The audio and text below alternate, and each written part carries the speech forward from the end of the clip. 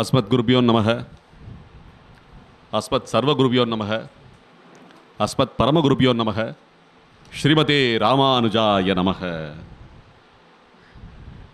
யத்பதாம்போருஹ தியான வித்வஸ்தாசேஷகல்மஷஹ வஸ்துதாமுபயாதோகம் யாமுனேயம் நமாமிதம். நமோ நமோ யாமுனாய, யாமுனாய நமோ நமஹ. நமோ நமோ யாமுனாய, யாமுனாய நமோ நமஹ. இன்றைய தினம் ஸ்ரீ வேதாந்த சரவணானந்த ஆசிரமத்திலே திரு ஆளவந்தாரின் சதுஸ்லோகி என்ற ஒரு மகா கிரந்தத்தின் விளக்க வைபவமாக போன வாரத்திலிருந்து உபன்யசிக்கப்பட்டு வருகிறது. தொடர் சொற்பொழிவாக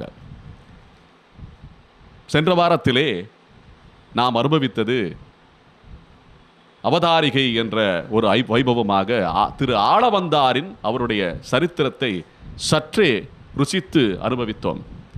அதைத் தொடர்ந்து அவர் சாதித்த கிரந்தமான சதுஸ்லோகியிலிருந்து முதல் ஸ்லோகத்தை சற்று பார்த்தோம், நாம் விண்ணப்பித்தோம். அதனுடைய அர்த்தங்களை சற்றே நாம் பார்த்தோம். அதைத் தொடர்ந்து மேலும் அந்த அர்த்தங்களை விரிவாக சொல்ல வேண்டும் என்று அடியேனுடைய ஆவல். தேவரீர்களுக்கெல்லாமே அடியேன் சொல்லிக் கொள்வது என்னவென்றால், அர்த்த விசேஷங்கள் என்றது நாம் எந்த நேரத்தில் எந்த வேளையில் எப்படி எவ்வளவு நேரம் சொன்னாலும் போதாது. அந்த அளவுக்கு வேதாந்த உள்ளர்த்தங்கள் கூடிய இந்த ஸ்லோகம் என்பதை புரிந்து கொள்ள வேண்டும். ஆகையிலே தேவரீர்கள் அனைவருமே இதை சற்று விளக்கமாக பார்ப்பது அதிகமான அனுபவங்களை தரும் என்பது அடியனுடைய வேண்டுகோள். நாம் மறுபடியும் மீண்டும் அந்த ஸ்லோகத்தை இன்று விண்ணப்பித்துக் கொண்டு சற்று விரிவாக பார்க்கலாம். காந்தஸ்தே புருஷோத்தமஹ பணிபதி சையாசனம் வாகனம் வேதாத்மா விஹகேஸ்வரோ யவனிகா மாயா ஜகன்மோகினி பிரம்மேஜாதி சுரவ்ரஜஸ் சதபிதஸ் த்வத்தாசதாசீகண ஸ்ரீரித்யேவ ச நாமதே பகவதி ப்ரூம கதம் த்வாம் வயம். இந்த சதுஸ்லோகி முதல் ஸ்லோகத்திலே ஸ்ரீ மகாலட்சுமி தாயார் பிரதானமாக திரு ஆளவந்தார் இந்த ஸ்லோகத்தை ஏற்றியது ரங்கநாயகி தாயார் மேலே என்பது முன்னோர்களின் அறிவுரை திருவாக்கு. அப்பேற்பட்ட ஸ்ரீ ரங்கநாயகி தாயார் இந்த உலகத்துக்கெல்லாம் ரங்கநாயகனின் பட்ட மகிழ்ச்சியாக இருந்து கொண்டு அவனுடைய அனைத்து லீலைகளுக்கும் உடனிருந்து கொண்டு அவள் நம்மை நல்வழிப்படுத்துகிறாள் என்பது பொதுவான ஆச்சாரிய பெருமக்களின் அறிவுரை. அப்பேற்பட்ட இந்த ரங்கநாயகி தாயார் மேலே பாடப்பட்ட ஸ்லோகம் என்ன சொல்ல வருகிறது என்றால், இந்த ஸ்லோகத்திலே காந்தஸ்தே புருஷோத்தமக என்ற ஒரு வார்த்தைக்கு நாம் இன்னும் ஒரு வாரம் கூட உபன்யாசம் செய்யலாம், விளக்க உரை அளிக்கலாம் என்பது போல இருக்கிறது. ஏனென்றால் இந்த புருஷோத்தம என்ற அந்த பெயருக்கு அப்பேற்பட்ட அர்த்தங்கள் வேதாந்தங்களிலே சொல்லப்பட்டிருக்கின்றன, மகாபாரதத்திலும் சொல்லப்பட்டிருக்கிறது. என புருஷோத்தமன் என்றால் யார் என்று அர்ஜுனன் கேட்க இத்தனை விளக்கங்களையும் அடித்துவிட்டு நான் தான் அந்த புருஷோத்தமன் என்று கண்ணன் காட்டியிருக்கிறான், தன்னைத்தானே வெளிப்படுத்தி இருக்கிறான் என்பது போல பகவத்கீதையிலே வருகிறது. அப்பேற்பட்ட புருஷோத்தமனுக்குண்டான அடையாளங்கள் மொத்தம் 16 திருக்கல்யாண குணங்கள் என்று சொல்லப்படுகின்றன. அப்பேற்பட்ட திருக்கல்யாண குணங்களிலே பிரதானமாக நிற்பது ஐஸ்வர்ய பல, ஞான பல ஐஸ்வர்யம், சக்தி வீரியம் தேஜஸ் என்று சொல்லப்படுகிறது. ஞான பல ஐஸ்வர்யம், சக்தி வீரியம் தேஜஸ் என்று 6 குணங்கள் பிரதானமாக வெளிக்காட்டப்படுகின்றன. இதில் இந்த ஞான பல ஐஸ்வர்யம் என்றால் என்ன அப்படின்னு பார்த்தா, இந்த உலகத்திலே ஞானம் மிக மிக முக்கியம். நம்ம சின்ன வயசில் பிறக்கிறதுலேருந்து நமக்கு அம்மா இந்த ஞான விஷயமாக நிறைய ஊட்டிக்கிட்டே வர்றா. ஏன்னா சாதங்களை, பருப்பு சாதத்தை ஊட்டுறா, தாய்ப்பால் ஊட்டுறா, பருப்பு சாதத்தை ஊட்டுறா. அது ஊட்டிக்கிட்டே வரும்போதே ஞானத்தையும் சேர்ந்து ஊட்டிக்கொண்டே வருகிறாள். இதோ இங்கே பார், ஒரு மாடு நிற்கிறது, இங்கே பார் ஒரு வண்டி போகிறது, இதனுடைய பெயர் இது, இதுதான் உன்னுடைய அப்பா என்று அறிமுகப்படுத்துபவளே தாய்தான். எப்படி இருக்கும் பாருங்க. இதுதான் உன்னுடைய தந்தையார் என்று அறிமுகப்படுத்துபவளே பா அப்படின்னு சொல்லு, அப்பான்னு சொல்லுன்னு சொல்லி அறிமுகப்படுத்துபவளே தாய்தான். ஆகையால இந்த தாய் தந்தையர்களை எப்பேற்பட்ட மதிப்பு மிக்கவர்களாக நம்முடைய சனாதன தர்மத்திலே போற்றுகிறார்கள். அன்னையும் பிதாவும் முன்னறி தெய்வம் என்று சொல்லி போற்றுகிறார்கள். அப்படி இருக்கும்போது இந்த அம்மா அப்பா என்ற இரண்டு சொல்லே விசித்திரமான சொல். இந்த உலகத்திலே தாய் தந்தை என்ன கூட அவ்வளோ விசித்திரம் கிடையாது.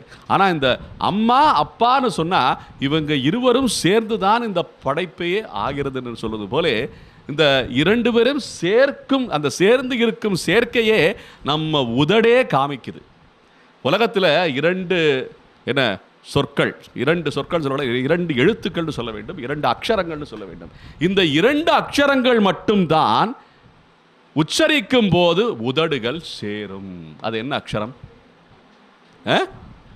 மா பா. இதை தவிர வேறு எந்த எழுத்தும் உதடு சேருகிறதா என்பதை இப்போதே சோதித்து பார்த்துக் கொள்ளுங்கள். வா சேருதா? கா சேருதா? டா சேருதா? சேரல. ஏபிசிடி பின்னு சொல்லும் வரும்போது சேருது. அப்பா பா சத்தம் வருது, சேருது. பார்த்தீங்களா? மா எம் வரும்போது சேருது. என்ன சுருக்கமாக சொல்கிறேன், 26 எழுத்து தானே, அதனால் சொல்லிடலாம். வேற எந்த அக்ஷரத்துக்கும் சேரும் தன்மை கிடையாது.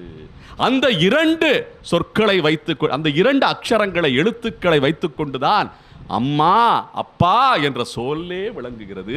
சம்ஸ்கிருதத்திலே மா பா என்று சொல்லுகிறார்கள். என மாத்ரு பித்ரு என்று சொல்லி அந்த அக்ஷரத்திலே துவங்குகிறது அந்த வார்த்தை. மா பித்ரு, மானா மாத்ரு, பித்ருனா பா அப்படின்னு சொல்லும்போது எப்பேற்பட்ட கண்டுபிடிப்பு இது!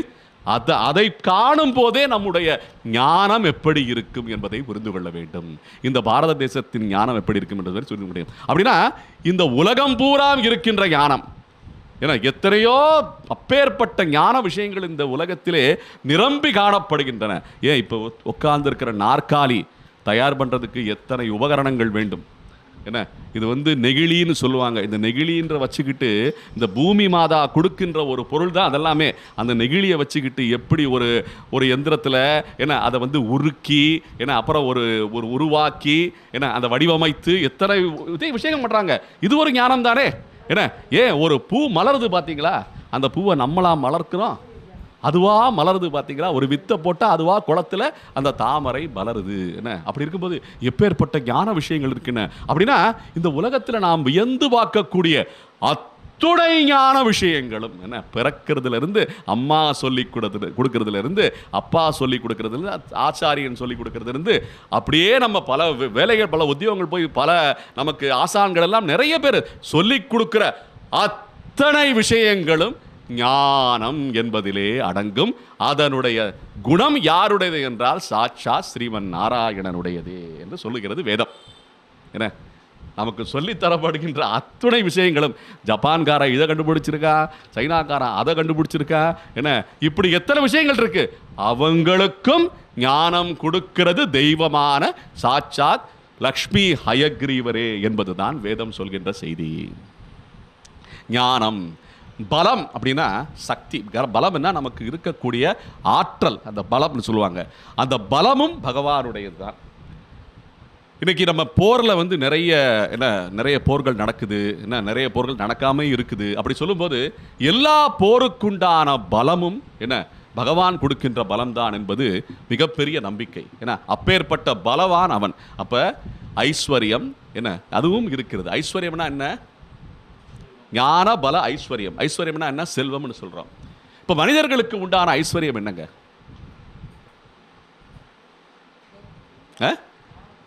என்ன பண்ணமா? ஞானத்தை தெரிந்து கொள்வது. அது ஞானத்திலே வந்துருது. ஐஸ்வர்யம் தனியா ஒன்று சொல்றோம்ல. அப்ப ஐஸ்வர்யம்னா என்ன? சிரவணம்னு சொல்றது அது ஒரு ஐஸ்வர்யம் தான். அப்புறம் ஈஸ்வரியம் என்பது அதனுடைய பதார்த்தம். ஐ ஈஸ்வரியம். ஈஸ்வரியம்னா ஆ என்ற ஒற்றை அந்த அக்ஷரத்துக்கு பகவான் என்பதுதான் பொருள். அகர முதல எழுத்தெல்லாம் ஆதி பகவன் முதற்றே உலகு.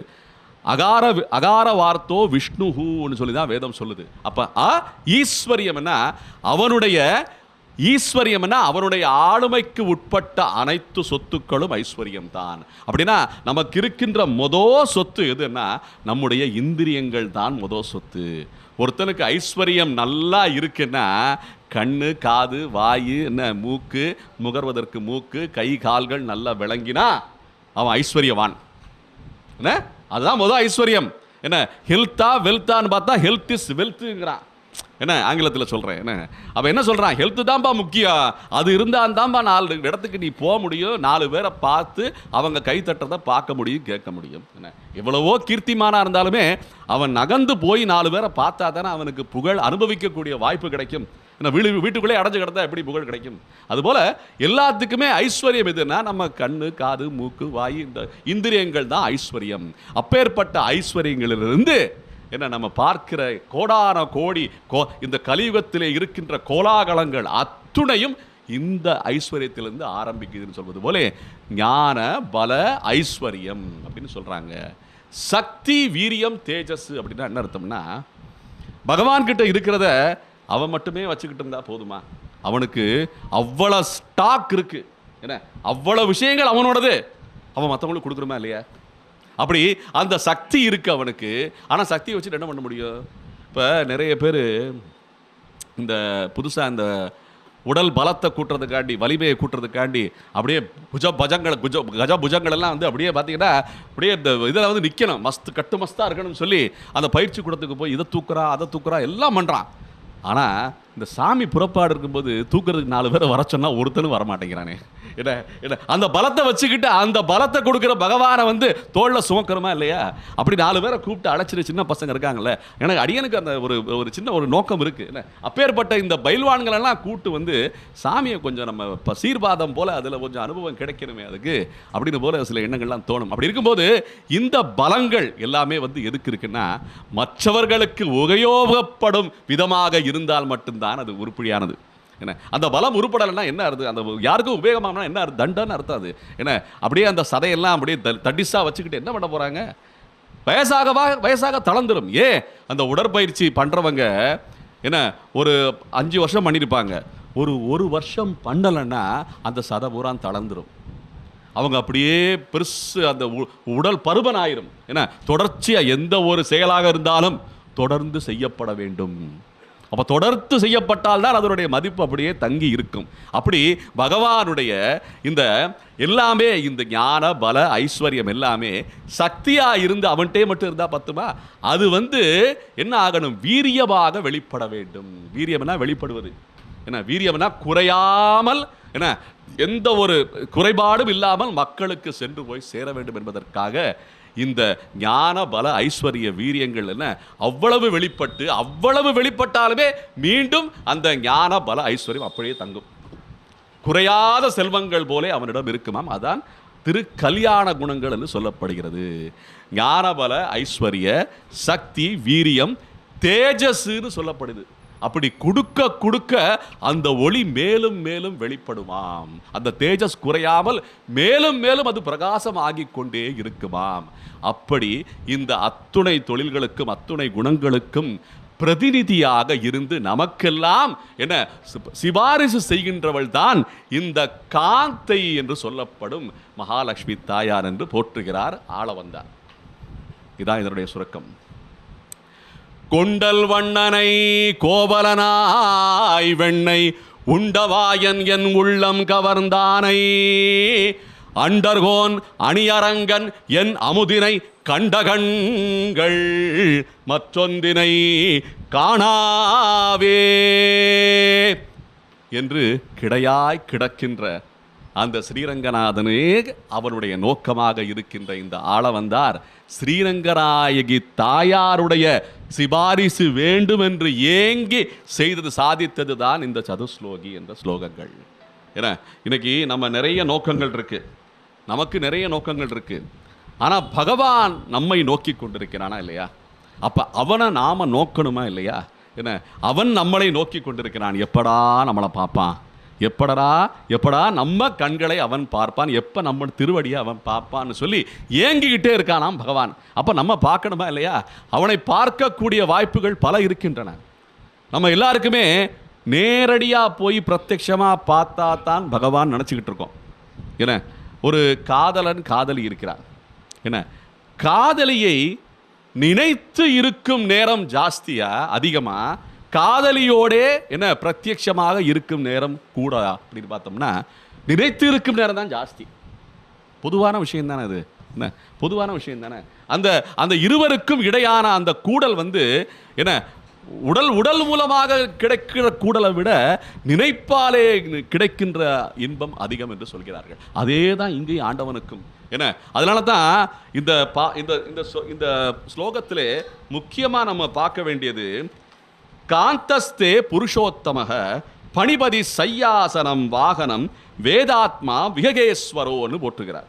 இதில் இந்த பணிபதி சையாசனம்ங்கிறது நாகப்படுக்கை, என்ன ஆதிசேஷன் படுக்கை. இந்த ஆதிசேஷன் படுக்கை படுக்கையாகவும் இருக்கும் ஆசனமாகவும் இருக்கும் என்று போற்றப்படுகிறது. எப்படிங்க, ஆதிசேஷன் படுக்கையாகவும் இருக்கு ஆசனமாகவும் இருக்கா? ஆசனமா எங்க பார்க்குறீங்க? நம்ம கூடல் அழகர் பெருமாள் கோயிலில் பார்த்தீங்கன்னா அந்த சேஷ பீடத்திலே அது சயன பீடம் இல்லை, அது ஆசன பீடம். அது அமர்ந்து கொண்டு சேவை சாதிக்கிறான் பெருமாள். அங்கே சாட்சாத் ஸ்ரீமன் நாராயணன் வைகுண்டத்திலே பரவாசுதேவனாக எப்படி ஸ்ரீதேவி பூதேவி நீலாதேவி சமேதனாக சேவை சாதிக்கிறானோ அதே கோலத்திலே தான் இங்கேயும் சேவை சாதித்து கொண்டிருக்கிறான். இங்கே இருக்கின்ற ஸ்ரீ கூடல் அழகர் பெருமாள். அதை நம்ம புரிஞ்சுக்கணும். இன்றைக்கி நிறைய திவ்ய தேசங்களுக்கு நம்ம ஓடுறோம், பல திவ்ய தேசங்களுக்கு. இங்கே இருக்கிற திவ்ய தேசம் பிரதான திவ்ய தேசம், பல்லாண்டு திவ்ய தேசம். இந்த திவ்ய தேசத்திலே அமர்ந்து கொண்டு சேஷபீடத்திலே அமர்ந்து கொண்டு சேவை சாதிக்கிறான். அதே ரங்கநாத பெருமாளை பார்த்தோம்னா சயனித்து கொண்டு சேவை சாதிக்கிறான். அதனால தான் இந்த ஸ்லோகத்தில் வருது சையாசனம் அப்படின்னு சொல்லி வருது. சைன்னா படுத்துக்கிட்டுறது, என்ன ஆசனம்னா அமர்ந்துக்கிறதுன்னு சொல்லி சையாசனம்னு சொல்கிறாங்க. இப்போ இந்த சையாசனம்னு சொல்லும்போது நம்ம நிறைய சயன கோலம் இருக்குங்க. அது புஜங்க சயனம்னு சொல்லுவாங்க, போக சயனம்னு சொல்லுவாங்க, அப்புறம் வடபத்ர சயனம்னு சொல்லுவாங்க. இப்படி பல சயனங்கள் இருக்கு. என்ன, உத்தான சயனம் எங்க இருக்குது? சயன கோலத்திலே உத்தான சயனம் ஆறாவமுத பெருமாள், என்ன திருக்குடந்தை. அது உத்தான சயனம். என்ன, நான் படுத்துக்கிட்டே உட்காரவா உட்கார்ந்துக்கிட்டே படுக்கவா அப்படின்னு சொல்லி திருமணிசை பிரான் கேட்டிருக்காரு. என்ன கேசவா, என்ன கொஞ்சம் எந்திரிச்ச உட்கார அடியேன் வந்திருக்கேன்னு சொல்ல அப்படியே லேசா அப்படியாப்பா அப்படின்னு எந்திரிச்சு உட்காரும்போது இருக்கட்டும் பல்லாண்டு வாடி படுத்திருக்க அப்படின்னு சொல்ல அப்படியே அதே கோலத்தில் அமர்ந்திருப்பது போலே படுத்து கொண்டு சேவை சாதிக்கிறான் ஆறாவமுத பெருமாளான திருக்குடந்தையிலே. இது உத்தான சயனம் என்று சொல்லப்படுகிறது. இப்படி பல சயன கோலங்கள் இருக்கின்றன. அப்போ ஒரு சுவாமி, என்ன நம்ம மூர்த்தியை பார்க்கும்போது திருப்பதி பெருமாளை போய் நம்ம சயன பெருமாள்னு சொல்லுவோமா?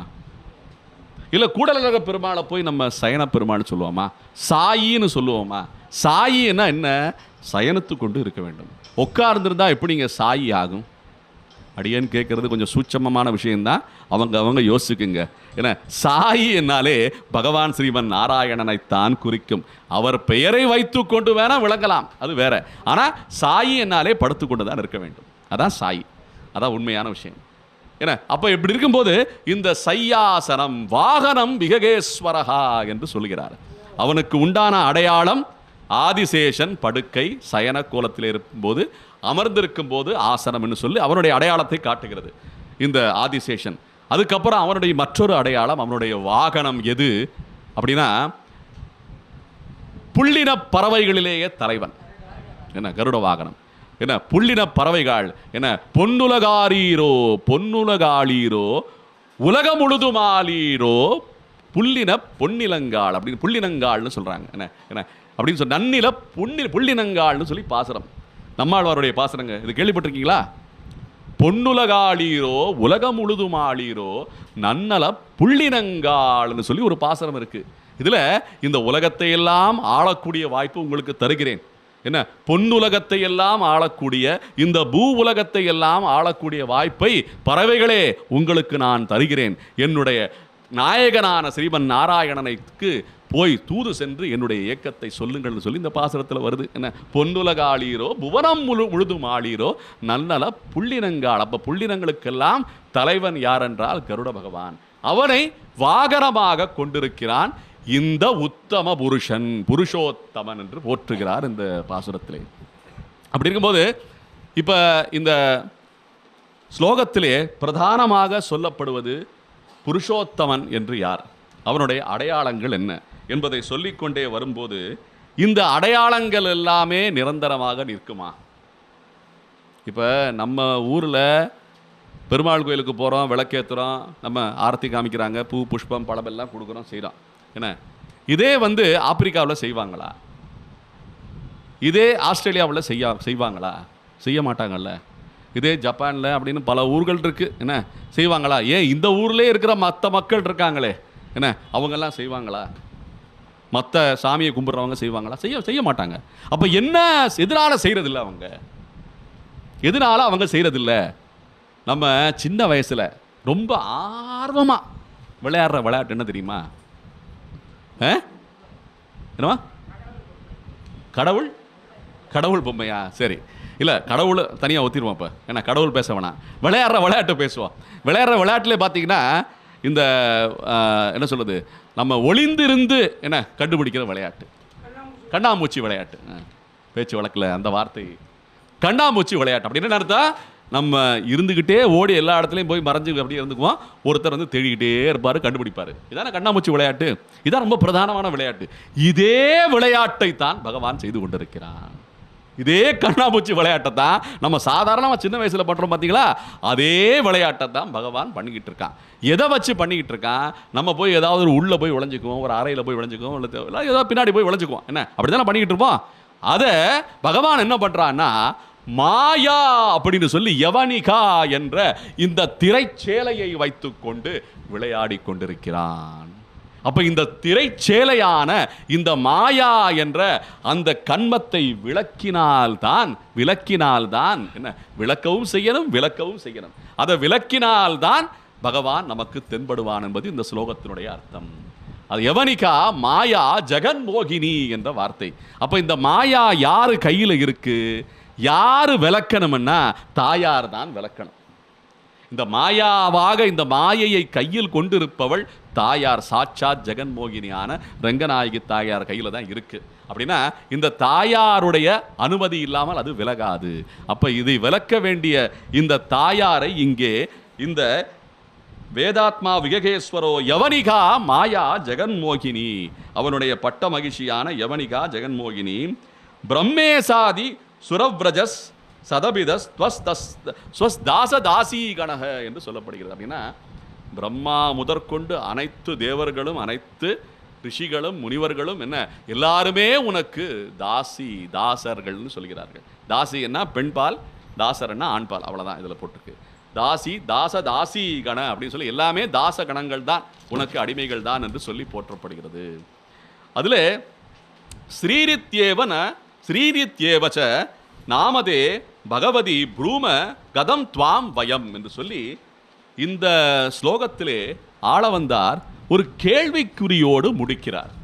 இந்த ஸ்லோகத்தை முடிக்கும்போது கதம் துவாம் வயம்னு சொன்னால் உன்னை எல்லாம் போற்றக்கூடிய ஆற்றல் நமக்கு இருக்கிறதா, உன்னை போற்றுவதற்கு என்ன இந்த நாக்கு பத்துமா, என உங்களை போற்ற முடியுமா என்ற கேள்வியோடு முடிக்கிறார். அப்பேற்பட்ட வைபவங்கள் மிக்க இந்த தாயாரை, ஸ்ரீ என்று போற்றப்படுபவளை நாம் சாதாரணமாக போற்ற முடியுமா அப்படின்னு கேள்வி கேட்குறாரு ஆளவந்தார். இதில் அந்த கேள்வியோட நிறைவு பெறுது இந்த முதல் ஸ்லோகம். ஆகையாலே போன வாரம் நம்ம பார்க்கும்போது இந்த விஷயங்களை நம்ம இன்னும் சரியாக பார்க்காததுனால இப்போ இந்த வாரத்தில் நம்ம இதை அனுபவிக்கிறோம்.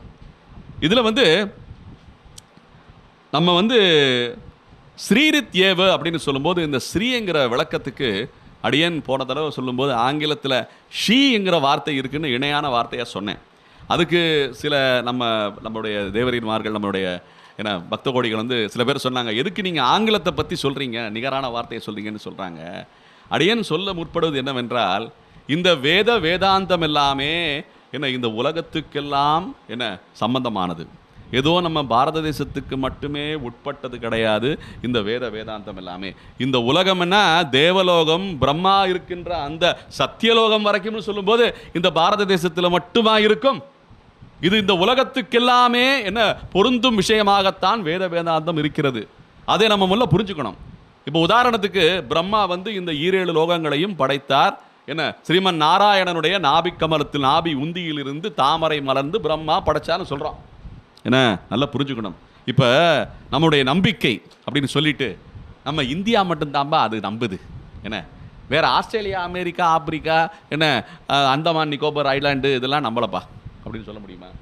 அதெல்லாம் வேற பிரம்மா படைச்சிருக்காருன்னு சொல்ல முடியுமா? இல்லாட்டி இந்த பிரம்மா தானே படைச்சிருக்காரு. அப்போ இந்த பிரம்மாவை படைச்சது அந்த நாராயணன் தானே. அப்போ அந்த நாராயணன் தானே எல்லாத்தையும் படைச்சிருக்காரு. அப்போ எப்படி அது மட்டும் தனியாக நிற்கும்? இதை முதல்ல புரிஞ்சுக்கணும். நம்ம வேதாந்தங்கள் விஷயமா சொல்லும்போது இந்த உலகத்தையும் சேர்த்துத்தான் சொல்ல வேண்டும். தனியாக நம்ம பாரத தேசத்தை பிரித்து வச்சுக்க முடியாது. என்ன, இந்த பாரத தேசத்திலிருந்து ஞானம் மலர்கிறதுன்னு சொல்லலாம், அதனுடைய அறிவு மலர்கிறது சொல்லலாம். இந்த திரைச்சீலையான இந்த மாயை விளக்கக்கூடிய சக்தி இந்த பாரத தேசத்துக்கு இருக்குன்னு சொல்லலாமே தவிர மற்ற ஊர்கள் எல்லாமே, மற்ற நாடுகள், மற்ற தேசங்கள், மற்ற கடல்கள் என்ன இதெல்லாம் இன்னொரு நம்பிக்கைன்னு சொல்லக்கூடாது. நம்முடைய நம்பிக்கை தான். அப்படின்னா இந்த ஞானம் மற்ற ஊருக்கு வழங்கப்பட்டிருக்கிறது என்றால் இங்கிருந்து சென்றிருக்கிறது என்ற அதை ஊர்ஜிதம் செய்வதற்காகத்தான் அடியேன் சற்று முயற்சி செய்து கொண்டிருக்கிறேன் இந்த பாஷா விஷயமாக அப்படின்பது அடியனுடைய நம்பிக்கை. உதாரணத்துக்கு இந்த லாங்குவேஜ்னு சொல்லுவாங்க பார்த்தீங்களா? லாங்குவேஜ்னா என்ன? அது அவன் பாஷை, அவன் லாங்குவேஜ்னு சொல்கிறான். லாங்குவேஜ்ங்கிறது என்ன அர்த்தம் தெரியுமா? ஒரு முழுமையான மொழிக்குண்டான தன்மை என்ன தெரியுமா? அடையாளம் என்ன தெரியுமா? இன்றைக்கி நம்ம போராடிக்கிட்டு இருக்கோம். நம்ம சௌராஷ்டிரா பாஷைக்கு எழுத்து வடிவம் என்ன, தேவநாகரியா இல்லை ராமராயர் எழுத்துவான்னு சொல்லி நிறைய போராட்டங்கள் நடந்துகிட்டு இருக்கா இல்லையா? எழுத்து வேணும் நமக்கு, அதான் உண்மை. எழுத்து ஏன்னா வெறும் பேச்சு மட்டும் இருந்தால் அந்த பாஷையுடைய அங்கீகாரம் முழுமை பெறாது. எழுத்தும் வேண்டும், லிபியும் வேண்டும். என்ன அப்படி இந்த எழுத்துக்கு என்ன சொல்லுவாங்கன்னா, சம்ஸ்கிருதத்தில் லிங்கம்ங்கிற வார்த்தைக்கு உங்களுக்கு அர்த்தம் தெரியுமா? லிங்கம்னு சொல்லி வார்த்தைக்கு லிங்கம்ங்கிறது என்னன்னா, லிங்கம்னா அடையாளம்னு அர்த்தங்க. லிங்கம்னா இங்கிலீஷில் சிம்பல்னு சொல்லலாம். லிங்கம்னா அடையாளம்னு அர்த்தம். அடையாளம்னா என்ன தெரியும்? குறின்னு அர்த்தம். குறி, அது குறி, அந்த குறிப்பிடு. என்ன, இப்போ ரா என்ற சப்தத்துக்கு என்ன லிங்கம் அப்படின்னு சொல்லுவாங்க. லிங்கம்னா அடையாளம்னு அர்த்தம். அப்போ வாச்ச அப்படின்னு சொன்னால் பேசுறது, லிங்கம்னா எழுத்து வடிவம். இதான். அப்போ லிங்க வாச்ச ரெண்டையும் சேர்த்து பாருங்க, ரெண்டையும் சேர்த்து பாருங்க. லிங்க வாச்ச, லிங்க வாச்ச லாங்குவேஜ், லாங்குவேஜ் லிங்க வாச்ச லாங்குவேஜ், இதான் லாங்குவேஜ். இப்போ உலகத்தில் இருக்கிற லாங்குவேஜ் எத்தனை தடவை நம்ம பேசிக்கிட்டு இருக்கோம். கம்ப்யூட்டர் படிக்கிறவங்க எல்லாமே, சாஃப்ட்வேர் இன்ஜினியர், மென்பொருள் ஆராய்ச்சி பண்ணுறவங்க எல்லாருமே லாங்குவேஜ் தான் வேணும். ஏன்னா அந்த அடையாளத்தை வச்சுக்கிட்டு தான் வேலையை பார்க்க முடியும்னு சொல்லுது போல உலகத்தில் இருக்கிற லாங்குவேஜ் எல்லாமே லிங்க வாச்ச, லிங்க வாச்ச இது ரெண்டும் வைத்துக் கொண்டு தான் இருக்கிறதுன்னு சொல்லுது போல. ஏன்னா இன்று வேதாந்தம் விளங்கி கொண்டிருக்கிறது, சமஸ்கிருத பாஷை விளங்கி கொண்டிருக்கிறது. ஏன், மற்றொரு மிக மிக பொருத்தமான அர்த்தத்தை விளக்குகிறேன். இன்னைக்கு நம்ம ஒரு நல்ல பையன் என்ன சொல்லுவோம், நம்ம அடையாளத்தை எப்படி சொல்லுவோம்? அந்த பையன் நல்ல ஸ்மார்ட்டாக இருக்கான். எப்படி ஸ்மார்ட்டாக இருக்கான்? இன்னொரு வார்த்தை உபயோகம் பண்ணுவோம், ஸ்ரூடாக இருக்கான். என்ன சொல்லுவோமா இல்லையா? ஹீ ஸ்ரூட் அண்ட் ஸ்மார்ட் அப்படின்னு சொல்லி இங்கிலீஷில் சொல்லுவாங்க. ஸ்ரூட் அண்ட் ஸ்மார்ட்னா ரொம்ப கெட்டிக்கார பையன், பார்க்கறது நல்ல துடிப்பாக இருக்கான், துடுப்பாக இருக்கான், என்ன அந்த பர்சனாலிட்டியோட இருக்கான்னு சொல்லி ஸ்ரூட் அண்ட் ஸ்மார்ட்னு சொல்லுவோம். என்னங்க ஸ்ரூட் அண்ட் ஸ்மார்ட்டு? என்னங்க ஸ்ரூட் அண்ட் ஸ்மார்ட்? யாராவது ஆராய்ச்சி பண்ணியிருக்கீங்களா? ஸ்ரௌத ஸ்மார்த்த விதி விகித நித்திய கர்மானுஷ்டான யோக்கியதா சித்தியர்த்தம்னு சொல்லி பூணூல் போட்டுக்கும் போது சொல்லுவோம் நம்ம. என்ன ஸ்ரௌத ஸ்மார்த்த? ஸ்ரௌத என்ன? வேதம். ஸ்மார்த்த என்ன? வேதாந்தம், உபனிஷத்து. இதான் ஸ்ரௌத ஸ்மார்த்த. இந்த ரெண்டு வார்த்தையும் எப்படிங்க அங்கே போச்சு? ஸ்ரூடுங்கிறா, ஸ்மார்ட்டுங்கிறா, ஸ்ரௌத ஸ்மார்த்த.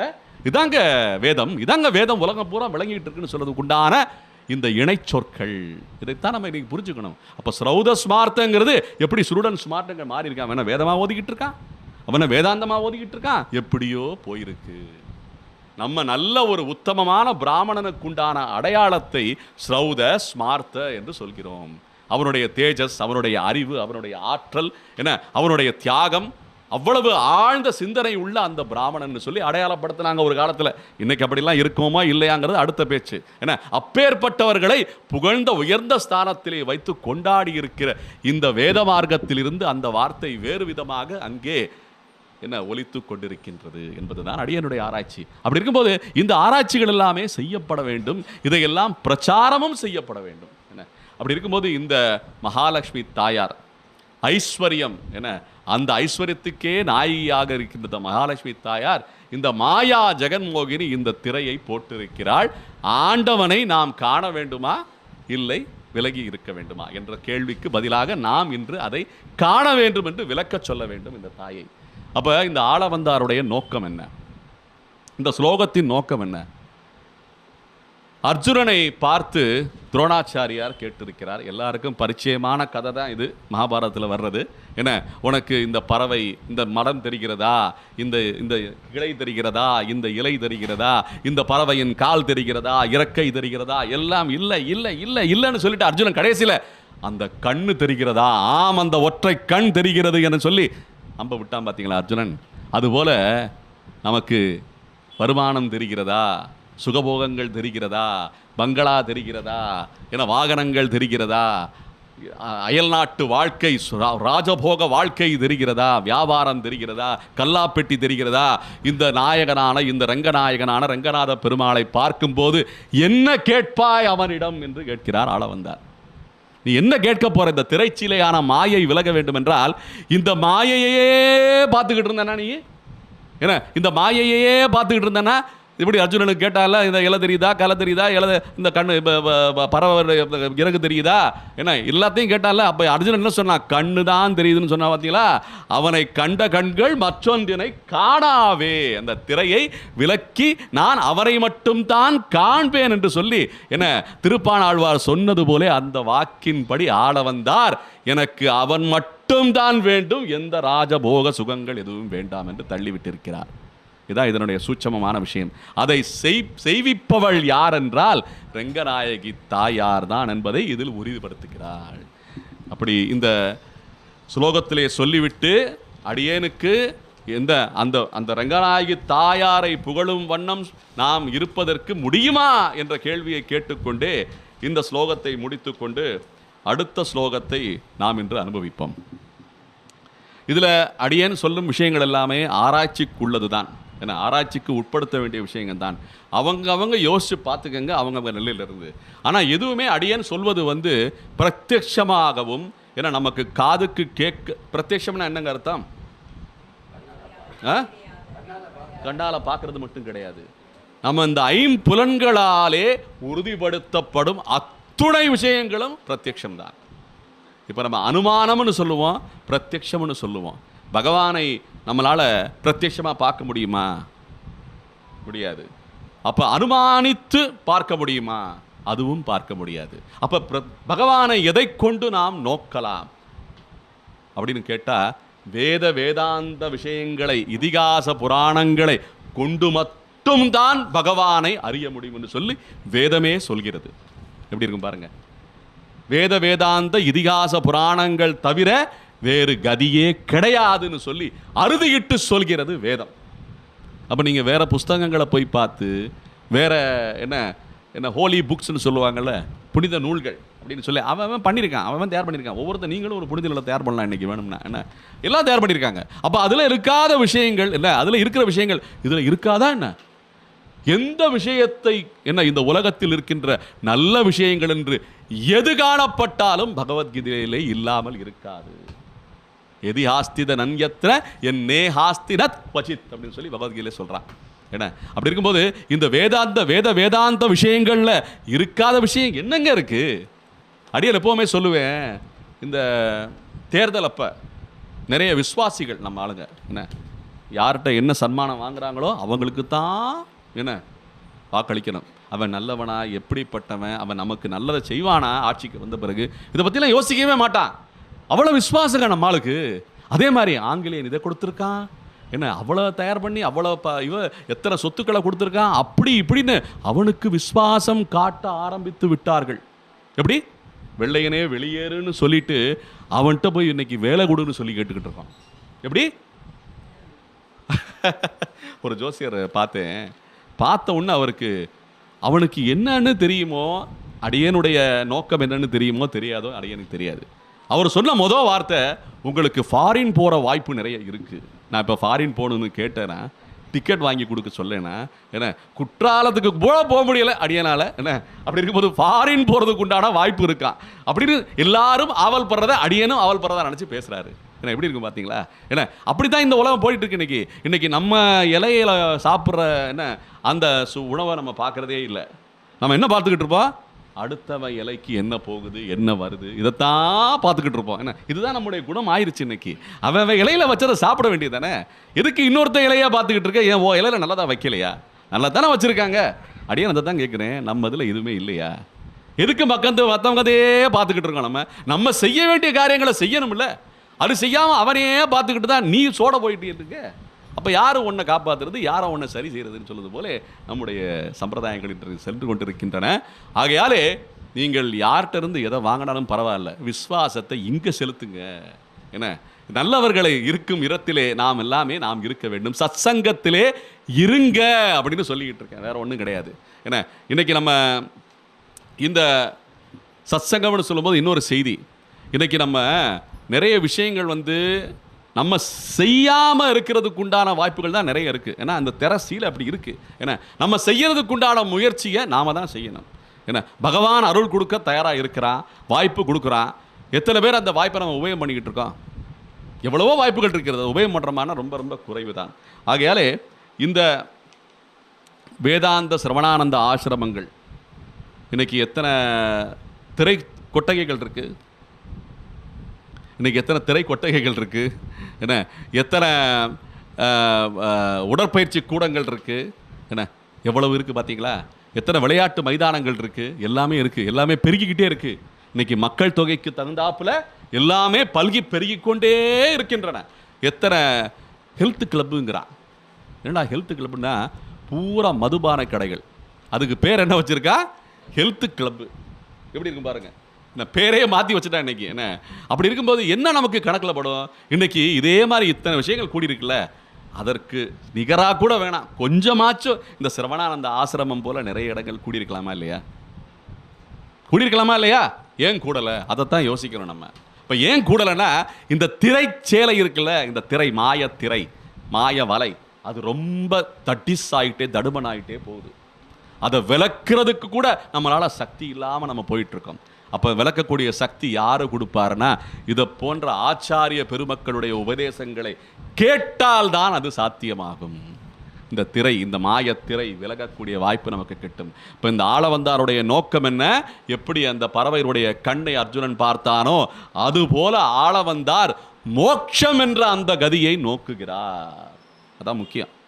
இந்த உலக வாழ்க்கையிலே நாம் எல்லாம் உழன்று கொண்டிருக்கும் போது மோட்சத்தை தரக்கூடிய ஜனார்தனன் என்ற பகவான் அவனைத்தான் நாம் அடைய வேண்டும். என்ன வேதாந்த வாக்கியத்திலே என்ன ஆரோக்கியம் பாஸ்கராது, என்ன ஆரோக்கியம் பாஸ்கராது, ஸ்ரீயமிச்சேத் ஹுதாசனாது, ஞானமிச்சேத் சங்கராது, மோட்சமிச்சேத் ஜனார்தனாது என்று வேதாந்த வாக்கியம். அர்த்தம் என்ன தெரியுமா? உங்களுக்கு ஆரோக்கியம் வேண்டுமா? காலையில் ஒரு 6 மணிக்கு மேலேயோ 7 மணிக்கு மேலேயோ நல்ல சூரிய வெளிச்சம் படும் வண்ணம் நீங்கள் ஏதாவது ஒன்று உடற்பயிற்சி செய்யுங்க. உள்ளுக்குள்ளேருந்து செய்யக்கூடாது. உடற்பயிற்சி கூடத்துக்கு உள்ளே உட்காந்துக்கிட்டு ஏசி ரூமில் போய் நம்ம உடற்பயிற்சி செய்கிறதெல்லாம் கிடையாது. சூரிய வெளிச்சம் நம் உடல் மேல் பட வேண்டும். என்ன சோலார் எனர்ஜி அது பட்டாத்தான் என்ன நமக்கு ஆரோக்கியம். அதான் ஆரோக்கியம் பாஸ்கராதுன்னு சொல்கிறாங்க. எல்லா கிருமி நாசினியும் என்ன அதில் தான் இருக்குது. என்ன அந்த சூரிய வெளிச்சம் பட்டா விட்டமின் டியும் கிடைக்கும், மேற்கொண்டும் எல்லா எனர்ஜியும் கிடைக்கும். ஏங்க ஒரு சின்ன அந்த விசிறி சுற்றுது சூரிய வெளிச்சத்தில், வண்டி வாகனங்கள் ஓடுது, நம்ம உடம்பு ஆக்டிவேட் ஆகாதா? கொஞ்சம் யோசிக்கணும்ல. சூரிய வெளிச்சம் அவ்வளவு ஆரோக்கியத்தை கொடுக்குதுன்னு சொல்வது போல அந்த ஆரோக்கியம் பாஸ்கராது. அப்போ தனமிச்சேத், என்ன ஸ்ரீயமிச்சேத் ஹுதாசனாது. ஹுதாசனாதுனா என்ன? நேற்று ஒரு இடத்துல போய் ஹோமகுண்டத்தில் என்ன யாகம் நடந்த பிறகு என்ன கொடுப்பாங்க? ஹவிஸ் கொடுப்பாங்க. அதுக்கு பேர் என்ன சொல்லுவாங்க? ஹவனம்னு சொல்லுவாங்க. என்ன சொல்லுவாங்க? ஹவனம். ஹவனம் ஹவனம்னா தேவர்களுக்கு உண்டான உணவு. நாம் எல்லாம் என்ன பண்ணுவோம்? பொங்கல், சாம்பார், என்ன சட்டினி, என்ன அதில் பல சுவைகள் இருக்குது, என்ன பல பொங்கல்கள் இருக்குது, இதெல்லாம் தான் நமக்கு உணவு. அதை போய் அவங்களுக்கு கொடுத்தா அவங்க இதெல்லாம் எனக்கு உணவு கிடையாது, எனக்கு வேண்டியது ஹவிஸு, என்ன ஹவனம்னு சொல்லுவாங்க. அதுக்கு பேர் அந்த ஹவனம் தான் இன்னைக்கு அவன் அப்படின்னு சொல்கிறாங்க. மைக்ரோவேவ் அவன். என்ன அப்போ ஹவனம் யாருக்கு கொடுப்பாங்க? தேவர்கள் கொடுப்பாங்க. தேவர்கள் என்ன சொல்கிறாங்க? தேவரோகத்தை என்ன சொல்கிறாங்க? ஹெவன் அப்படின்றாங்க. எப்படி? ஹவன் ஹவனம் யாரு கொடுப்பாங்க? ஹெவனில் இருக்கவங்களுக்கு கொடுப்பாங்க. எப்படிங்க இந்த வார்த்தை அங்கே போச்சு? கேட்கணுமா இல்லையா? நம்ம முதல்ல புரிஞ்சுக்கணுமா இல்லையா? அப்போ ஹவனம் ஹெவன் அப்படின்ற மாதிரி இருக்குது பார்த்தீங்களா? இதுபோல் பல விஷயங்கள் இந்த திரைச்சீலையை விளக்குவதற்கென்று அடியேன் சொல்லி கொண்டிருக்கிறேன். ஏன்னா அவங்கதுன்னு தனியாக பார்க்காதீங்க, நம்மகிட்ட இருந்து தான் போயிருக்குங்கிறத ஊர்ஜிதப்படுத்தும் வண்ணம் இதை சொல்லி கொண்டிருக்கிறேன். சனாதன தர்மம் இதனுடைய பெயர். இது எல்லாமே இந்த சதுஸ்லோகி, பகவத்கீதை, ராமாயணம், என மற்ற எல்லா சிவபுராணங்கள் இருக்கட்டும், பவிஷ்ய புராணம் இருக்கட்டும், அப்புறம் சக்தி வழிபாடு பண்ணுறவங்க, கணபதி வழிபாடு பண்ணுறவங்க எல்லாமே சனாதனத்தில் தான் அடங்குது. இப்போ இந்த சனாதனத்தை எப்படி நம்ம புரிஞ்சுக்கிறது? இந்த ஸ்லோகத்துக்குள்ளே போகிறதுக்குள்ளே இதெல்லாம் நம்ம விளக்க வேண்டியிருக்கு. இதெல்லாம் சனாதன தர்மம். சனாதன தர்மத்தை எப்படி புரிஞ்சுக்கிறது? சனாதனம் தான் பழமையானது, சனாதனத்துக்கு முன்னாடி எதுவுமே கிடையாது அப்படின்னு சொல்கிறாங்க. எப்படிங்க அதை ஊர்ஜிதப்படுத்துவீங்க? ஒவ்வொருத்தன் அவன் பழையசுன்னு சொல்லிக்கிட்டு இருக்கான், அப்படி தானே? ஆங்கிலேயர் கேட்குறான், விச் இஸ் த ஏன்ஷியன்ட் அப்படின்னு கேட்குறான். என்ன கேட்குறா? ஏன்ஷியன்ட். இந்த ஏன்ஷியன்ட்டுங்கிற வார்த்தை என்னங்க? சனாதனத்தை கொஞ்சம் வக்ரமாக்கி பாருங்க. ஏன்ஷி அந்து சனாதன ஏன்ஸ் எழுதி பாருங்க. ஒவ்வொரு அக்ஷரத்தை நீங்கள் எழுதி பாருங்க, என்னென்ன அக்ஷரம் அதில் பொருந்துதுன்னு பாருங்க. சனாதன அப்படின்னா ஏன்ஷியன்ட்னு தான் வரும். இந்த ஏன்ஷியன்ட்டுங்கிற வார்த்தையே சனாதனத்தில் இருந்து தான் ஏற்றுமதி ஆயிருக்கு. என்ன அப்படின்றது போல நிறைய விளங்குது. இதை பற்றி நம்ம பேசிக்கிட்டே போகலாம். அடுத்து இந்த சதுஸ்லோகியிலே 2வது ஸ்லோகத்தை பற்றி நாம் இன்று அனுபவிக்கலாம். இப்போ இந்த ஸ்லோகத்தில் கேள்வியை கேட்டிருக்காரு ஆளவந்தார். எப்படி நான் உன்னை போற்றுவது? உன்னை போற்றத் தகுந்த விஷயமாக நான் எப்படி இந்த ஸ்லோகத்தை செய்வது என்று கேள்வியாய் கேட்ட இந்த ஆளவந்தார் அடுத்து யஸ்யாஸ்தே மகிமானமாத்மனா ஆத்மான இவ த்வத்வல்லபோபி பிரபு நாலம் மாதும் இயத்தயா நிரவதிம் நித்யானுகூலம் ஸ்வத தாம் த்வாம் தாச இதி பிரபன்ன இதி ச ஸ்தோஷயாம் பகம் நிர்பயோ லோகேகேஸ்வரி லோகநாத தயிதே தாந்தே தயாந்தே விதன் என்று இந்த 2வது ஸ்லோகத்தை ஆளவந்தார் இயற்றியிருக்கிறார். இதில் நிறைந்த ஒரு வேண்டுகோளை போல இந்த ஸ்லோகம் இயற்றியிருக்கிறார் ஆளவந்தார். எப்படின்னா கேட்கும்போது உன்னை போற்றக்கூடிய தகுதி இருக்கா, உன்னை போற்ற முடியுமா அப்படின்னு கேட்டிருக்காரு. இந்த 2வது ஸ்லோகத்திலே என்ன எப்படி முடிக்கிறாருன்னா தயிதே தாந்தே தயாம் தே விதன் அப்படின்னு கேட்குறாரு. இதில் என்ன இந்த கேள்விக்குண்டான பதிலை இங்கே சொல்கிறாரு. ஏன் இத்தனை பேர் போற்றி இருக்கிறாங்களே, அடியேன் போற்றக்கூடாதா அப்படின்னு முடிக்கிறாரு. இத்தனை பேர் முதல்ல போற்ற முடியுமா? அப்பேற்பட்ட வைபவங்கள் மிக்க மகாலட்சுமி தாயாரை போற்ற முடியுமா அப்படின்னு கேட்டவர் ஏன் அடியேன் போற்றக்கூடாதா அப்படின்னு மற்றொரு கேள்வி கேட்குறாரு. அதோட ஸ்லோகத்துடைய முடிவு அதான். அப்படின்னு சொல்லும்போது என்ன இந்த ஸ்லோகத்திலே ஆரம்பிக்கப்படுகிறது என்றால் யஸ்யாஸ்தே மகிமானம் ஆத்மான இவ த்வத் வல்லபோபி பிரபு அப்படின்னு சொல்றாரு. இந்த உலகத்துடைய சிருஷ்டி தத்துவம் அப்படின்னு நம்ம சொல்லிக்கலாம். அப்படின்னா இந்த உலகம் யாருடைய சொத்து அப்படின்னு பார்த்தோம்னா தத்துவத்திரயம்னு சொல்லுவாங்க. அப்படி தத்துவத்திரயம்னு சொல்லும்போது ஸ்ரீ வைஷ்ணவ சம்பிரதாயத்தில் தத்துவத்திரயம்னு சொல்லுவாங்க. தத்துவத்திரயத்திலே என்ன சித் அச்சித் ஈஸ்வரன் என்று சொல்லப்படுகிறது. 3 தத்துவங்கள் இருக்கின்றன. சித் அச்சித்னா சித்து என்ன ஞானம் மிக்கது, அச்சித் என்ன ஞானமற்றது. அதை இரண்டையும் சொத்தாக கொண்டவன் தான் ஈஸ்வரன். அதான் மூணாவது தத்துவம், சித் அச்சித் ஈஸ்வரன் என்று சொல்லப்படுகிறது. இப்போ இந்த ஈஸ்வரன் இந்த அக்ஷரமாக இருக்கின்ற அத்துணை சொத்துக்களுக்கும் அத்துணை வஸ்துக்களுக்கும், ஷரமாக இருக்கின்ற அத்துணை வஸ்துக்களுக்கும் அதிபதி அவன்தான் என்று போற்றப்படுகிறது. இந்த யஸ்யாஸ்தே மகிமானம் ஆத்மான இவ என்ன துவத் வல்லபோபி பிரபு, இந்த அனைத்துக்கும் வல்லபனாக இருக்கின்றவன் யார் என்றால் அவன்தான் ஸ்ரீமன் நாராயணன் என்று போற்றப்படக்கூடிய புருஷோத்தமன், பரமபுருஷன் என்று போற்றப்படுகிறது. இப்போ இந்த சித் அச்சித் ஈஸ்வரன் என்பது மகா பெரிய தத்துவங்கள். இதெல்லாமே இப்போ நம்ம வாழக்கூடிய உலகத்திலே எது சித்து எது அச்சித்து எப்படி நம்ம பிரிஞ்சுக்கணும், எப்படி நம்ம புரிஞ்சுக்கணும், எப்படி நம்ம பிரிச்சுக்கணும். இப்போ நமக்கு எதுங்க ரொம்ப அந்யோன்யமாக இருக்கின்ற அச்சித் எது? அச்சித் எதுங்க நமக்கு ரொம்ப அந்யோன்யமாக நம்ம விட்டு விலகாததாக இருக்கின்ற அச்சித் எது? இந்த நாற்காலியா இல்லை இந்த சட்டையா? உடல். அருமையான பதில், அருமையான பதில். என்ன உடல் தாங்க நமக்கு மிக மிக அந்யோன்யமாக இருக்கின்ற அச்சித்து, ஞானமற்றது. என்ன அப்ப நாம யாரு? சித்து, நம்ம ஆத்மா. இந்த வேறுபாட்டை புரிந்து கொள்வதுதான் பகுத்து அறிவு. இதை விட்டுட்டு வேற என்னென்னத்தையோ பகுத்தறிவுன்னு நம்ம ஆளுங்க சொல்லி குழப்பி வச்சிருக்காங்க பார்த்தீங்களே. என்ன அது எதுவுமே உபயோகமில்லாத பகுத்தறிவு. இதுதான் பகுத்தறிவு, இதுதான் முதன்மையான பகுத்தறிவு. வேதாந்தத்திலிருந்து நாம் விளங்கிக்க வேண்டியது. இதை நம்ம சொல்லி கொடுக்குறோமா? சாதாரணமாகவே சொல்லி கொடுக்கலாமே. இப்போ ஒருத்தர் தலை வலிக்குதுன்னு சொன்னால் என்ன, எங்கே வலிக்குதுன்னா என்னுடைய தலை வலிக்கிறது. என்னுடைய அப்படின்னு சொல்லும்போதே அப்போ நீங்கள் யார் சார்? என்னுடைய கால் வலிக்கிறது, என் உடைய கால் வலிக்கிறது.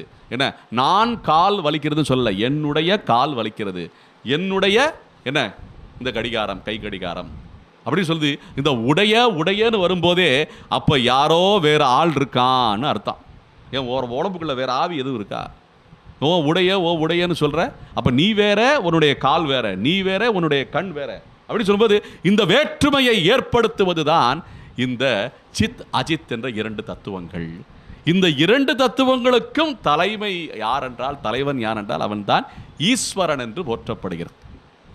இந்த இந்த இந்த விளக்கத்தை சொல்லும் ஸ்லோகமாகத்தான் இது அமைந்திருக்கிறது என்பது முன்னோர்களுடைய விளக்கம். அப்ப இந்த யஸ்யாஸ்தே மகிமானம் ஆத்மான இவ த்வத் வல்லபோபி பிரபு நாலம் மாதும் இயத்தையா நிரவதிம் நித்யானுகூலம் ஸ்வதஹ அப்படின்னு சொல்லும்போது பகவானுடைய கிருபைக்கு எல்லையே கிடையாது. ஆனால் பகவான் யார் மூலமாக அந்த கிருபையை நம்ம மேல் காட்டுகிறான் என்றால் தாயாருடைய சிபாரிசு மூலமாகத்தான் காட்ட முடியும். வேற தாயாருடைய சிபாரிசு இல்லைன்னா பகவானுடைய கிருபைக்கு பாத்திரமாக நாமெல்லாம் இருக்கவே முடியாது. அப்போவே போன வாட்டியே சொன்னேன், நமக்கெல்லாம் என்ன தகுதி இருக்குது ஆண்டவன் முன்னாடி போய் நிற்கிறதுக்கு? கருடாழ்வார் நிற்கிறாருன்னா அவர் நித்திய சூரி, வைகுண்டத்தில் இருக்கிற வைகுண்ட நித்திய சேவை செய்கிறவர் கருடாழ்வார். அவர் தான் எழுத்தாப்புல நிற்கணும். நம்ம எல்லாம் போய் பெருசாக என்ன ஒரு 10,000 சம்பாவனை பண்ணிட்டேன்னு போய் அப்படி போய் நின்னோம்னு வச்சுக்கலேன், இருக்கிற பாவம் பூரா அவனில் கண்ணில் பட்டோம்னா நம்ம பொசுங்கியில் போயிடுவோம். அப்போ பகவான் முன்னாடி நிற்கிறதுக்கு உண்டான தகுதியே நமக்கு கிடையாது. அப்போ எவ்வளவு பயம் வேண்டும் நமக்கு. என்ன பக்தி என்ன, எல்லாரும் ஏதோ என்ன பொங்கலுக்காண்டியும் என்ன ஏதோ வயிற்று பொழப்புக்காண்டி அலைகிறாங்க நினச்சிக்கிட்டு இருக்காங்க. பக்தி என்ன, பக்தி மட்டும் கிடையாது, பயமும் இருக்க வேண்டும். அதனால தான் பய பக்தின்னு சொல்லி வச்சுருக்காங்க. எதை கண்டு நாம் பயப்பட வேண்டும்? நாம் ஏதாவது தர்மத்துக்கு விரோதமாக ஏதாவது நமக்கு தெரியாமல் செஞ்சுடுவோமோ அப்படின்னு பயப்படணும். அப்படி நாம் ஏதாவது தர்மத்துக்கு விரோதமாக ஏதாவது செஞ்சுடுவோமோன்னு பயப்பட்டோம்னா அப்போ காலையில் உடற்பயிற்சி போகும்போது, நடப்பயிற்சி செய்யும்போது ஏதாவது நமக்கு தெரியாமல் கூட ஒரு எறும்பை நம்ம மிதிச்சிடக்கூடாதுல்ல. யோசிக்கிறோமா இல்லையா? ஒரு எறும்பு போதுனா கொஞ்சம் நின்று அது போட்டு நினச்சி தானே போகிறோம். ஆனால் தெரியாமல் எத்தனை எறும்பு நம்ம காலில் மிதிப்படுத்த நமக்கே தெரியாது. இப்போ யாருமே என்ன சுத்தமான பாவமே இல்லாத சுத்தமாக புண்ணியம் மட்டும் செய்தவர்கள் யார், செய்கிறவர்கள் யார்? கையை தூக்குங்க பார்ப்போம். அயோக்கியர்களையே முதல்ல அயோக்கியன் யாருன்னா அடியன் தான் முதல்ல கையை தூக்குறேன். அயோக்கியர்களே ஏன்னா என்ன சக்தி இருக்கு நமக்கு? என்ன அடியன் பண்ற பாவம் அடியனுக்கு தெரியும்ல. என்ன அந்த அளவுக்கு அந்த திரைச்சீலையை பத்தி யோசிச்சுட்டு தானே இருக்கோம். அப்படி இருக்கும்போது என்னங்க தகுதி இருக்கு? நாம வெளிப்படுத்துற விஷயம் நல்ல விஷயமாக இருக்க வேண்டும். எப்பவுமே அடியன் சொல்லுவேன், இந்த கூட்டு சேர்ந்து பஜனை பண்ணலாம், கூட்டு சேர்ந்து சத் விஷயத்தை கேட்கலாம், கூட்டு சேர்ந்து திருட முடியுமா? அவன் தனியா திருடினா கூட பரவாயில்ல, கூட்டமா போய் திருடுனா எத்தனை பேரை பாவம் செய்ய வைக்கிறான். அவன் மட்டும் செய்யலையே, எத்தனை பேரை சேர்த்துக்கிட்டு கொள்ளையடிச்சுக்கிட்டு இருக்கா. அப்ப மிகப்பெரிய பாவம் இல்லை அது. அப்ப நல்லதை மட்டும்தான் நம்ம வெளிப்படுத்தணும். நம்ம கிட்டேயே ஏதாவது கெட்ட பழக்கம் இருந்தாலுமே மற்றவனுக்கு சொல்லி கொடுக்குறது நல்ல விஷயமா சொல்லி கொடுப்போமே. இந்த புகை பிடிக்கிறாங்கல்ல, அந்த நபரை நம்ம பேசியிருக்கோம். நம்ம என்ன நிறைய தடவை பேசியிருக்கேன். ஏன்பா நீங்கள் அடிச்சுக்கிட்டே இருக்கீங்க? சில பேர் என்ன தெரியுமா, அடியன் வர்றதை பார்த்தா அப்படியே கீழே போட்டு காலால் மிதித்து அமர்த்திடுவாங்க. பரவாயில்ல, அந்த அளவுக்காச்சும் அவங்களுக்கு ஒரு ஏன்னா மரியாதை மட்டும் இல்லை, இன்னொருக்கு அந்த புகை படக்கூடாதுன்னு எண்ணம் இருக்கே, அதே பெரிய விஷயம் இல்லை. அதாவது நிறைய விஷயங்கள் நமக்கு ரொம்ப பியூரஸ்டாக தான் கிடைக்கிறதுன்னு பார்த்தா இந்த கலியுகத்தில் ரொம்ப என்ன துர்லபமாக தான் இருக்குது. கிடைக்கிறது ரொம்ப அபூர்வமாக தான் இருக்குது. ஏன் கிடைக்கிறது இல்லைன்னா இருக்கிறதுல நல்லா இருக்கோ அதை தான் நம்ம வச்சு நம்ம வேலையை சாதிக்க வேண்டியிருக்குன்னு சொல்கிறது போல தான் உலகம் போயிட்டுருக்கு. ஏன் ஆண்டவனே அப்படி தான் நம்மளை வச்சுக்கிட்டு இருக்கான். இருக்கிறதுல எதனா நல்லவனை தேட முடியும், எவனா தேடி வருவானா? என்ன இருக்கிறதுல ஏதாவது ஒரு பக்தை கிடைப்பானா? அப்படி தான் ஏங்கிக்கிட்டு இருக்காரு கோயிலில் ஆண்டவன். இன்னைக்கு ஆண்டவன் நம்ம மூர்த்திகளெல்லாம் பார்த்தோம்னா பரிதாபமாக இருக்கும். என்ன ஒன்று சிரிச்சுக்கிட்டே இருப்பார், எந்த பயலும் வரமாட்டேங்கிறான்டா கோயிலுக்கு, இவங்க பூரா கிரடு கட்டு ஆகிட்டாங்க. என்ன 80-70 தாண்டி போயிட்டுருக்கு. இந்த சின்ன பையன் இருக்கானே வரமாட்டேங்கிறானே, நேராக ஓடி நேராக ஏதோ சினிமா படத்துக்கு போகிறான். என்ன நம்ம கோயிலுக்குள்ளே காலடி தேடி வைக்கிறானா? தெருவில் இருக்கிற பசங்களே வரமாட்டேங்கிறாங்க கோயிலுக்கு. ராமர் கோயிலுக்கு வாங்கினா ஒருத்தன் சொல்கிறான், இந்த ராமரை வழிபட்டா நிறைய இழப்பு வந்துடும்னு சொல்கிறாங்க, அதுக்கு பதிலாக நான் கருப்பண்ணசாமியை போய் வழிபட போகிறேன் அப்படின்றான். என்ன அப்படியெல்லாம் இருக்குது. அரசியல் எப்படி போயிட்டு இருக்கு தெரியுமா? ராமனை வழிபட்டா நிறைய இழந்துருவாங்களாம். என்ன அப்பேற்பட்ட விஷயங்கள் எல்லாம் போதிக்கப்பட்டிருக்கு. பகவத்கீதை புஸ்தகத்தை வச்சுக்கிட்டா வீட்டில் சண்டை வந்துருன்றாங்க. ஏன் வீட்டில் சீரியலை பார்த்தா சண்டை வராதா உங்களுக்கு? பகவத்கீதை வச்சுக்கிட்டா சண்டை வந்துருமா? இப்படியெல்லாம் போதனைகள், தவறான போதனைகள் போதிக்கப்பட்டிருக்கு. உண்மையிலேயே சொல்லப்போனால் இந்த உலகம் என்பது இந்த உலகம், இந்த பிரகிருதி மண்டலம்னு சொல்லுவாங்க. இப்போ இந்த சித் அச்சித் ஈஸ்வரன் என்ற இந்த விளக்கத்திலிருந்து இந்த பிரபஞ்சம் என்று சொல்லப்படுகிற இந்த பிரகிருதி என்ற மாயை, இந்த பிரகிருதி என்ற மாயையிலிருந்து நாம் எல்லாம் தப்பித்து கொண்டு வைகுண்டத்துக்கு வர வேண்டும் என்பதுதான் இந்த தாயாரிடம் சிபாரிசு செய்ய வேண்டுகிறார் ஆள வந்தார். இதுதான் நோக்கம், ஆள வந்தாரின் நோக்கம். சுருக்கமாக சொல்ல போனால் அதான் நாலம் மாதும் இயத்யா நிரவதியும் நித்யானுகூலம் ஸ்வதக அப்படின்னு சொல்றாரு. இதுல என்னன்னா நித்யானுகூலம்னா நித்தமும் நமக்கு அனுகூலம் கிடைக்க வேண்டும். ஒரு நாள் வியாபாரம் நடக்குது, அடுத்த நாள் வியாபாரம் நடக்கலை, அப்படி இருக்கக்கூடாது. நித்தியமும் வியாபாரம் நடக்க வேண்டும், நித்தியமும் கல்லா கட்டிக்கிட்டே இருக்கணும் நம்ம. ஏன்னா அதான் முக்கியம். அப்போ நிரந்தரமான மகிழ்ச்சி, என்ன நித்தியமான மகிழ்ச்சி எங்கே இருக்கும்? இந்த உலகத்தில் இருக்குமா? ஒருத்தர் இருக்காருங்க, எனக்கு தெரிஞ்சவர் இருக்காரு, என்ன எப்போ பார்த்தாலும் ஏதாவது வியாதியை பற்றியே பேசிக்கிட்டு இருப்பார். என்ன எங்க நல்லா இருக்கீங்களான்னு கேட்டால், எங்கப்பா நல்லா இருக்கேன், எனக்கு இந்த கால் வலி இருக்குது, முதுகு வலி இருக்குது, அப்படி ஏதாவது ஒரு பற்றி பேசித்தான் அவர் வார்த்தையை ஆரம்பிப்பார். ஒருவேளை நல்லா இருந்துட்டாருன்னா என்ன அதை நல்லா இருக்குன்னு சொல்கிறது கூட மனசு வராது. இத்தனை நாள் நம்ம வியாதியை பற்றி தான் பேசிக்கிட்டு இருக்கோம், நம்ம நல்லா இருக்குன்னு சொல்ல முடியுமா? அதே அவருக்கு பழக்கமாகி போச்சு. என்ன அப்படித்தான் மக்கள் இருக்காங்க. ஏதாவது ஒரு ஆஸ்பத்திரிக்கு போயிட மாட்டோமோ, இதே ஏக்கம். என்ன எப்படி இருக்குது பார்த்தீங்களா? நம்ம நித்தியமும் நல்லா இருக்கணும்னு நினச்சோம்னா நித்தியமும் அப்படியே தான் இருக்கணும். ஏதாவது கண் இன்னும் பற்றும்னு பயப்படுறாரா என்னமோன்னு தெரியல. ஏன்னா எப்போ பார்த்தாலும் அப்படியே இருப்பார். அப்படிலாம் சில என்ன மனிதர்கள் இருக்காங்க.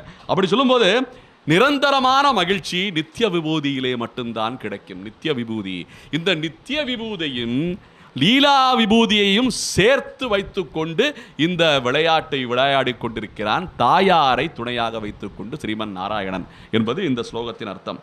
அப்ப இந்த நாராயணனுக்கு இணையாக எப்படி தாயாரை நாம் வைப்பதென்றால், அவளுக்கு என்ன அவன் பத்தினியாக இருந்து, தர்ம பத்தினியாக இருந்து நமக்கெல்லாம் நன்மையை செய்து கொண்டு வருகிறாள்.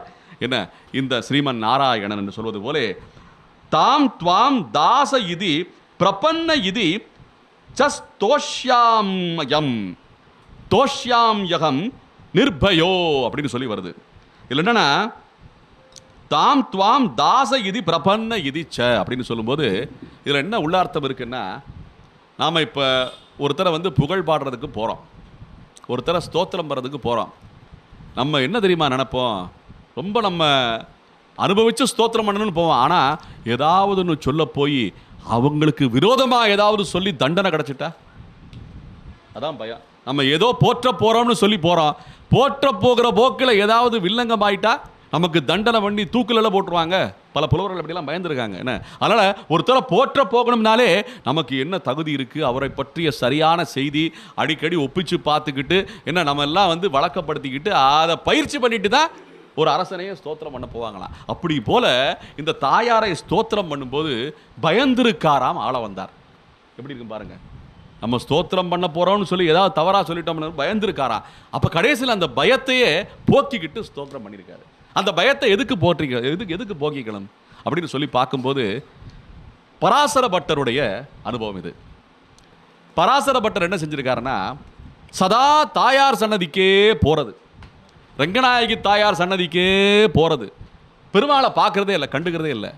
பெருமாளுக்கு ஏக்கம் வந்துருச்சா, என்னடா நம்ம பையன் நம்மகிட்ட வரமாட்டேங்கிறானே, அவகிட்டையே அம்மாவையே பார்த்து போயிட்டுருக்கான், அவன் செல்லமாகவே இருக்கிறான், நம்மளை கண்டுக்கவே மாட்டேங்கிறானேன்னு சொல்லி பராசர பட்டர்கிட்ட ஒரு அர்ச்சகரை விட்டு என்ன அந்த கேள்வியை கேட்டிருக்காரு பகவான் ஸ்ரீமன் நாராயணன். என்ன அந்த காலத்துலலாம் அருள் வாக்குன்னு சொல்கிறோம் பார்த்தீங்களா, அந்த மாதிரி அங்கே பெருமாள் வந்து அர்ச்சகர் மேலே ஆவேசப்பட்டு பேசக்கூடிய வாய்ப்புகள்லாம் நிறைய இருந்திருக்கு.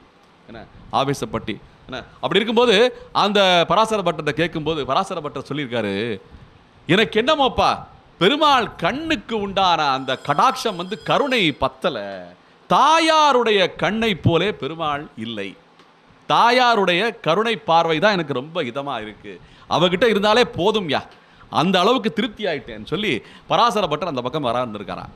அதனால பெருமாள் என்ன பண்ணியிருக்காரு, அப்படியா செய்தி, அப்போ ஒன்று பண்ணு, என்னுடைய இந்த உற்சவத்திலே வைகுண்ட ஏகாதசி உற்சவத்திலே எனக்கு தாயாருடைய அலங்காரத்தை செய்வை, அப்படி தாயாருடைய அலங்காரத்தை நாச்சியார் கோலமாக எனக்கு அந்த கோலத்தை இட்டு எனக்கு அந்த நடையழகை என்ன செய்து வைன்னு சொல்லி அர்ச்சகர்கிட்ட சொல்லியிருக்காங்க.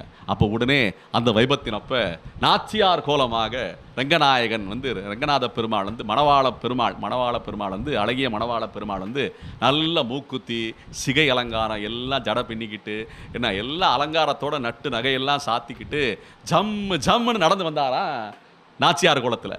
அதை வந்து நிறைய பேர் இந்த மோகினி அவதாரம்னு சொல்லுவாங்க. என்ன அது மோகினி கிடையாது, நாச்சியார் கோலம். என்ன மோகினி ஜெகன் மோகினி அப்படி கூட சொல்லலாம், நான் தாயாரை போற்ற விதமாக ஜெகன் மோகினின்னு சொல்லலாம். நம்ம எல்லாம் அந்த மாயையிலிருந்து விலக்கி அவனுடைய மாயை அந்த மாயனுடைய கட்டுப்பாட்டிலே கொண்டு போக வேண்டும் என்பதற்காக தாயாருடைய அந்த ரூபத்திலே நாச்சியார் கோலத்திலே ஸ்ரீரங்கநாதன் நம்பெருமாள் நடந்து வந்தாராம்.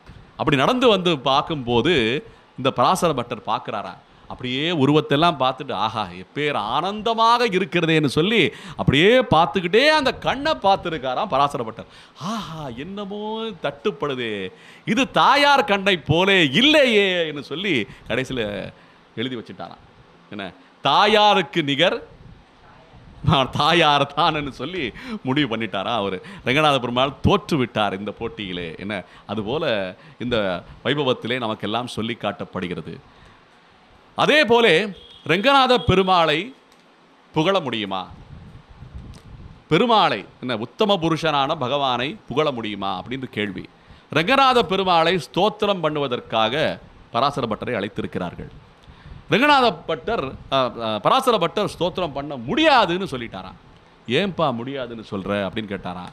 அதுக்கு சொல்லியிருக்காராம், எனக்கு ஒரு நாக்கு தான் இருக்குது, என்ன இந்த பரம்பொருளான பரபிரமமான கிடக்கின்ற திகழ கிடக்கின்ற கிடையாய் கிடக்கின்ற இந்த ரங்கநாத பெருமாளை எப்படி என்ன இந்த ஒரு நாக்கை வச்சு நான் புகழ முடியும், என்ன சகஸ்ர சீருஷா புருஷா சகஸ்ராட்ச சகஸ்ரபாத் அப்படின்னு சொல்லி விஸ்வபோ அப்படின்னு சொல்லி எவ்வளவு பெரிய பகவான் இந்த நாராயண பெருமாள் இந்த 7 உலகங்களையும் படைத்து ரட்சித்து காக்கின்ற பெருமாளை எப்படி இந்த ஒரு சிறு நாக்கால புகழ முடியும்னு சொல்லணும்னு ரங்கநாத பெருமாள் சொல்லலாம். பரவாயில்ல, அப்போ இந்த 1000 தலையுடைய சேஷ பீடன் இடத்திலே படுத்து கொண்டிருக்கிறேனே, இந்த ஆதிசேஷனுடைய 1000 நாக்குகளை உனக்கு நான் அளிக்கிறேன், அந்த 1000 நாக்குகளை வச்சு என்ன புகழுன்னு சொன்ன உடனே சரி புகழ்றேன்னு சொல்லிட்டு என்ன சொல்லியிருக்காரா, புகழ முடியாதுன்னு சொல்லியிருக்காரா.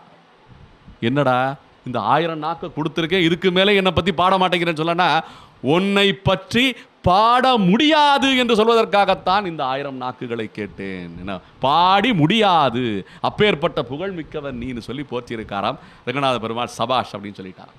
எப்படி இருக்கும் பார்த்துங்க இந்த பராசர பட்டருடைய வைபவம் இது. ஆகையாலே பராசர பட்டர் என்பவர் ரங்கநாத சுவாமியுடைய அந்த அரங்கத்துக்கு புரோகிதராக இருந்த ஒரு மகனீயர். பராசர பட்டர் புரோகிதர், ரங்கநாதர் கோயிலுக்கு அந்த கோயிலுக்கே புரோகிதராக இருந்த ஸ்ரீமத் பகவத் ராமானுஜருடைய அருளாசியினாலே பிறந்த பராசர பட்டர் கூரத்தாழ்வானுக்கு என்பது அவருடைய சரித்திரம்.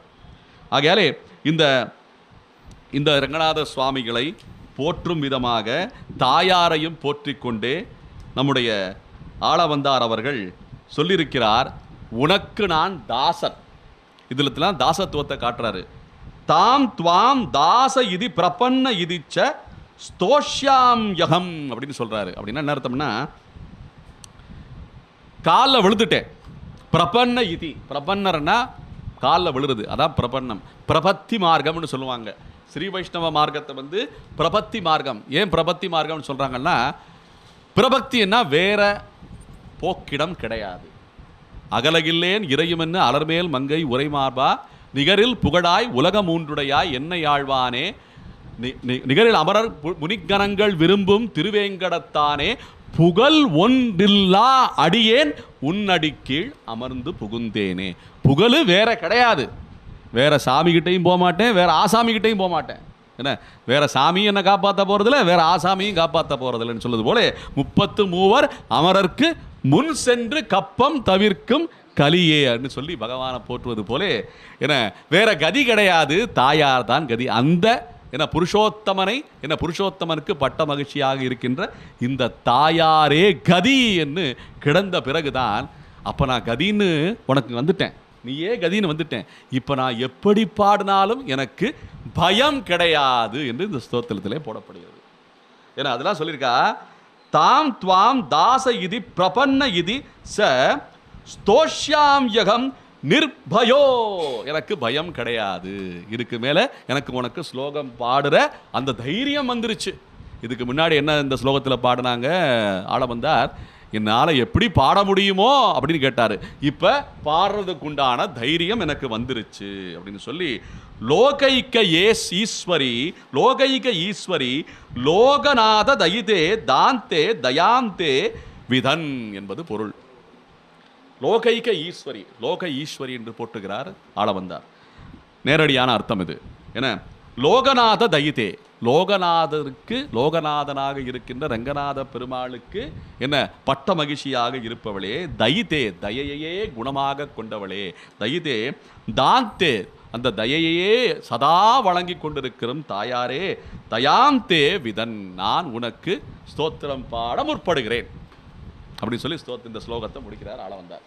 ஆகையாலே இந்த ஸ்லோகத்திலே இவ்வளவு நேரம் பொறுமையாக என சிரவணித்தமைக்கு அடியனுடைய கிருத்தகைகளை அனைவருக்கும் அனைத்து பக்தகோடிகளுக்கும் தெரிவித்துக் கொள்கிறேன். இதில் என்ன விஷயம்னா, ஆண்டவனை நமக்கு ஸ்லோகம் பாடுற அளவுக்கு இன்னைக்கு நமக்கு நேரமும் கிடையாது, என்ன ஞானமும் பத்தலை. என்ன நாமளாக ஏதாவது ஸ்தோத்திரம் பண்ண முடியுமா, இல்லை ஆச்சாரிய பெருமக்கள் எதுவும் ஸ்லோகம் தனியாக பண்ணிக்கிட்டு இருக்காங்களா அப்படின்னு கேட்டா கிடையாது.